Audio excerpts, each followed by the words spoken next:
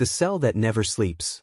Before we go any further, hit subscribe, tap like, and drop a comment if you're brave enough to sit with this story until the end. Because once you step inside death row, there's no pause button. The sirens were already fading when the guards found him curled on the concrete floor, fingers jammed into his ears as if he could physically block out the sound of his own thoughts. Cell 23B, East Wing. Death row. San Quentin. The man inside was screaming, but no words came out, just a raw, animal sound that echoed down the corridor long after the guards slammed the door shut again. 3 hours earlier, the prison had been on lockdown. An execution warrant had been delivered to the tier. Not his. Someone else's. But on death row, that distinction barely mattered. Marcus Hale had been sitting on the edge of his steel bunk when the announcement crackled over the loudspeaker.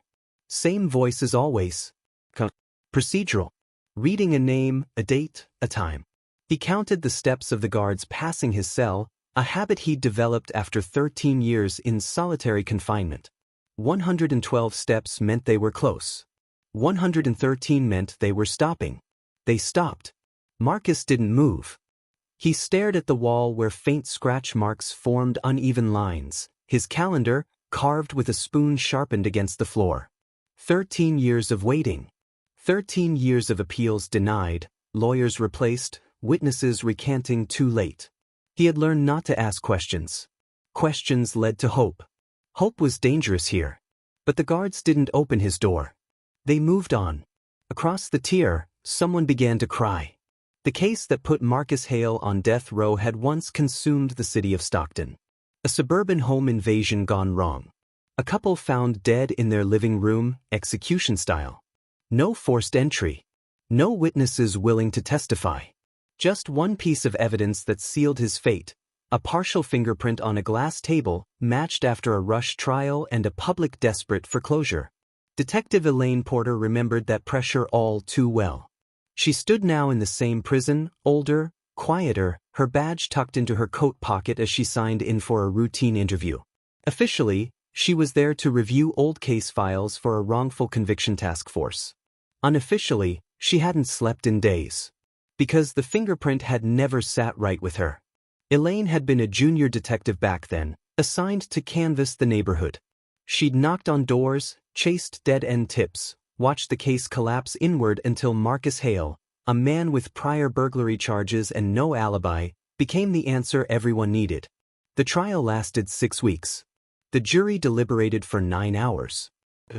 Now, 13 years later, an anonymous envelope had arrived at her apartment. No return address. Inside was a photocopy of the original fingerprint report, and a handwritten note with 6 words that made her hands shake. "You put the wrong man there." Elaine walked past rows of cells, the air thick with disinfectant and despair. Men pressed their faces close to the bars, eyes hollow, skin pale from decades without sunlight. Some whispered her name. Others laughed. A few didn't react at all. Death row syndrome, the psychologists called it. Hallucinations. Paranoia. Emotional numbness. The mind slowly eating itself under fluorescent lights that never fully turned off. Marcus Hale sat across from her in a small interview room, shackled, his wrists trembling. Up close, he looked older than his 46 years. His eyes darted to the corners of the room, tracking movements that weren't there. "They told me someone's dying tonight," he said quietly. "That means I don't sleep." Elaine slid the photocopy across the table. "Marcus?" she said, "do you recognize this?" He stared at the paper. His breathing changed. Uneven. "That's not my print," he whispered. "I've been saying that for 13 years. Elaine leaned forward. "Then whose is it?" Marcus looked up at her, eyes suddenly clear, fear cutting through the fog. "They buried it," he said. "And if you dig it up, they'll come for you too." Outside the interview room, a guard knocked once, hard. Elaine gathered her files, heart racing. As she stood to leave, Marcus gripped the edge of the table. "They're moving me tonight," he said. "When they move you on death row, it's never for a good reason."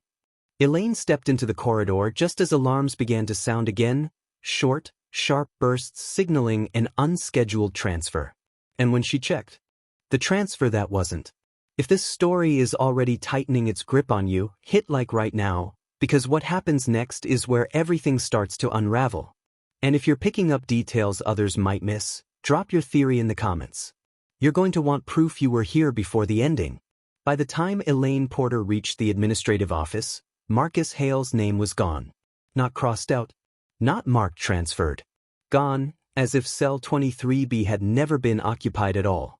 The clerk behind the glass didn't look up when Elaine asked about the roster. Inmate movement is classified, he said flatly. Especially on death row. But there was an alarm, Elaine pressed. Unscheduled transfer. That's not protocol. The clerk finally met her eyes, and in that brief moment, she saw something close to fear. Detective, he said quietly, my advice is to let this go. Elaine stepped back into the corridor just as two guards rolled an empty gurney past her. No body bag. No paperwork attached. Just bare metal and a single leather restraint dangling loose, scraping the floor with a sound that crawled up her spine. Marcus had been right. When they moved you on death row, it was never for a good reason. Elaine drove straight to her office, adrenaline keeping exhaustion at bay. She pulled the original case files from storage, boxes she hadn't touched in over a decade. Inside were photos of the crime scene she still saw in her dreams, the overturned coffee table, the shattered glass, the blood spatter that told a story no one had wanted to hear at the time. She spread the fingerprint reports across her desk. The partial print lifted from the glass table had been the cornerstone of the conviction. But now, with fresh eyes, the inconsistencies screamed back at her. The pressure angle was wrong. The ridge detail incomplete. And most damning of all, the chain of custody had a 6-hour gap no one had ever explained. Her phone buzzed. A known number. Stop, a voice said when she answered. Too calm. You're digging where you shouldn't. Elaine's grip tightened. Who is this? The pause. Then, you already put one innocent man in a cage. Don't make it two. The line went dead. That night, Elaine couldn't sleep. Every creak of her apartment sounded amplified. Every passing car slowed her breathing. At 2:17 a.m., her laptop chimed with a new email. No sender name. Just an attachment and a single line of text. They're watching you like they watched him. The attachment was prison surveillance footage, time-stamped less than 12 hours earlier. Grainy. Black and white. It showed Marcus Hale being escorted down a corridor Elaine didn't recognize. No windows. No signage. Just concrete walls and exposed pipes. Then the camera glitched. When the image stabilized, Marcus was gone. Not walking away. Not restrained. Gone between frames. Elaine replay. And make it catch buyer attention and intention also make it want buyer are looking for most now on Fiverr the sentence that never ends. If this story is tightening something in your chest, hit like right now. It tells the algorithm, and us, that you want the truth brought into the light. And before this chapter ends, you'll understand why your voice matters. Marcus Hale was no longer in cell 23B when Elaine Porter arrived at the prison before dawn. His name had been removed from the tier list, his few belongings sealed in a plastic bag. Officially, he'd been transferred for medical observation. Unofficially, no one would tell her where he was. Elaine drove straight to the courthouse basement, where evidence from closed cases was stored in rooms that smelled like dust and forgotten promises. She had one chance before the morning hearing that would decide whether Marcus received a stay of execution. One chance to prove the fingerprint was never his.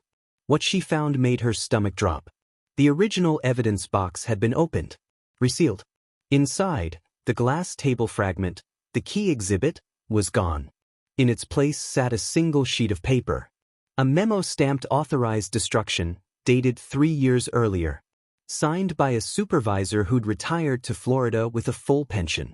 Elaine understood then what Marcus had meant. The system didn't just make mistakes. It protected them. If you're still watching, comment below, should cases like this ever be considered closed?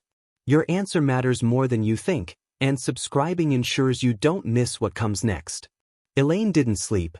She tracked down the retired supervisor, confronted him in his gated community, watched his hands shake as she slid the anonymous fingerprint analysis across his kitchen table.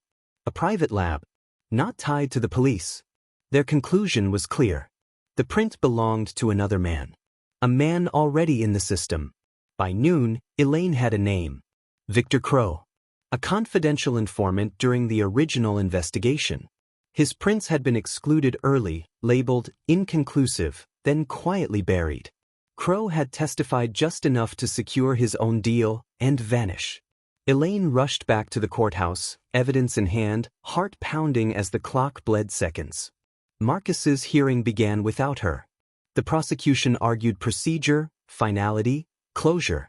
The judge listened, expression carved from stone. Elaine burst through the doors as the judge prepared to rule. She laid everything out. The altered evidence logs. The private lab results. The buried informant deal. The courtroom shifted. Murmurs rippled through the benches. For the first time in 13 years, Marcus Hale looked up without fear. The judge called for a recess. Hours passed. When the decision came, it was not justice, but it was enough. A temporary stay of execution. In order for a full review. Marcus was alive. If this moment hit you, hit subscribe now. Stories like this don't survive without people willing to listen, share, and stay until the truth is finished. Victor Crow was arrested 2 weeks later in Nevada. Faced with the evidence, he broke. He confessed to being at the crime scene, but not to the murders. He named another man. A third figure. Someone who had never appeared in any report. The case exploded back into the public eye. Headlines screamed wrongful conviction. Activists protested.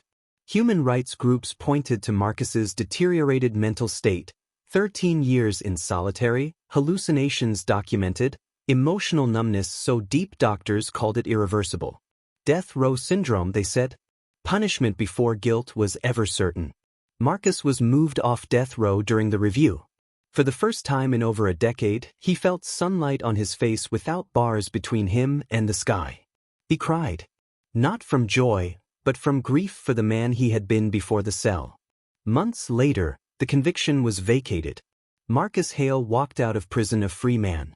But freedom didn't fix what the cell had done. He couldn't sleep in the dark. He flinched at quiet.